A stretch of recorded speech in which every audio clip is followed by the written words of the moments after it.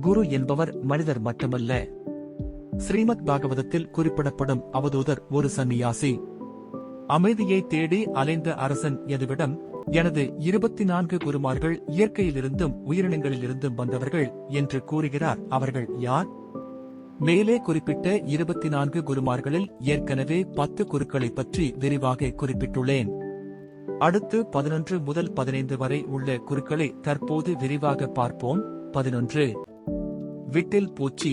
ஒளியின் மீது ஆசை கொண்டு நெருப்பில் விழும் பூச்சியைப் போல புலனாசைகளில் மூழ்கினால் அழிவு நிச்சயம். 12. தேனீ. தேனீ மலர்களிலிருந்து சிறிது சிறிதாக தேனை சேகரிக்கிறது. அதுபோல் நல்லவற்றை எங்கிருந்தும் கற்றுக்கொள்ள வேண்டும். 13. யானை. யானை கவர்ச்சியில் சிக்கி பிடிபடுகிறது.